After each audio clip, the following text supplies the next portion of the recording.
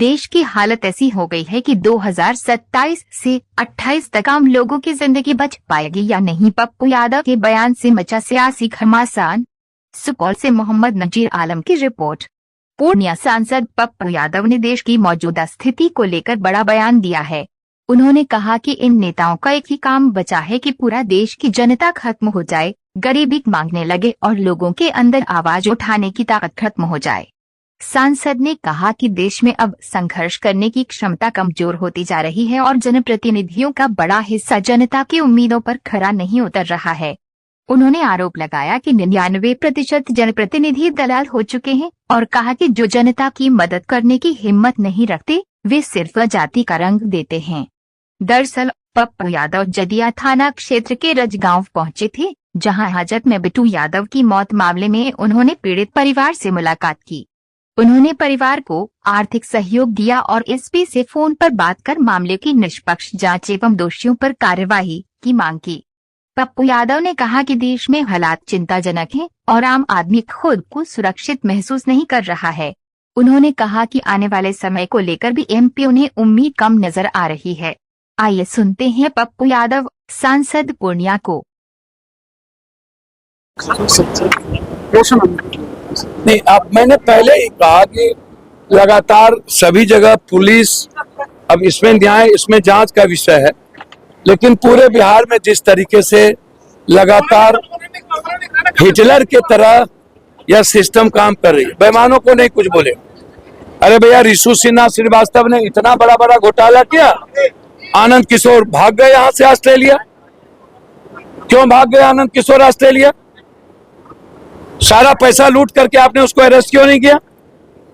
अभिलाषा शर्मा या और जो आईएएस जिसको आपने सस्पेंड किया उस पर एफआईआर क्यों नहीं कर रहे हैं आप धर्मेंद्र आईएएस जिसने टेंडर दिया उस पर एफआईआर क्यों नहीं कर रहे हैं? उस पर आपका गरीब का घर क्यों तोड़ रहे हैं? पूरे बिहार में जहां देखो गरीब का घर इंक्रोचमेंट के नाम पर आप तोड़ रहे हैं, जमीन हथियाने के लिए, और गरीब आदमी पर जुल्म करते हैं।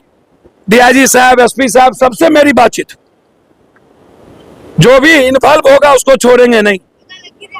इस परिवार की जिम्मेदारी मेरी, और जो जिस तरीके से आप सवाल, आप ही लोग यूट्यूबर, ये जो सोशल मीडिया के ब्लॉगर, आप लोग ही विवाद को बढ़ा देते हैं।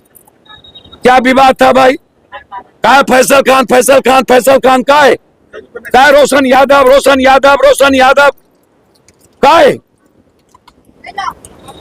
क्यों आप दरार पैदा कर रहे हो? क्यों आप अब लगातार कई विधायक, कई एमएलए क्या गाली गलौज कर रहे हो भैया शिक्षक को? ग्लोबल टीचर, ग्लोबल, आप दोनों शिक्षक को लड़ा रहे हो आप लोग। पूरा शिक्षा जगत को आप खत्म करना चाहते हो। जो लोग अच्छे टीचर हैं आप उसको पूरा पटना, आप करोड़ों अरबों रुपया ले लिए हो कोटा से, तमिलनाडु से, बेंगलोर से, और जिसकी दुकान नहीं चलती है। क्यों इतना नफरत है इन लोगों के भीतर? क्यों टीचर की लड़ाई में ये लोग नेता लोग कूद रहे हैं? हमेशा गंदा हरकत, हमेशा समाज को तोड़ना। हम आग्रह करेंगे दोनों से, अब मेरे लिए दोनों रेस्पेक्टेबल हैं, मैं दोनों की इज्जत करता हूं। शिक्षा को बचाने के लिए दोनों आदमी अपने बच्चों को कहिए चुप रखें। जिस तरह से नीट परीक्षा में कई सारे सवाल उठ रहे थे, और लेकिन ये मामला होने के बाद वो सवाल अब जो है, यही मामला है। आप कभी लालू यादव के घर का मुद्दा उठा देते हो, कभी उसके सुरक्षा का मुद्दा, काहे का मुद्दा भटकाते रहते हो यार। अभी TR4 है, SUT है, CBSE है, पूरा देश का गरीब और मिडिल क्लास का बच्चा बर्बाद हो चुका। 82 बार आप क्वेश्चन आउट किए हो।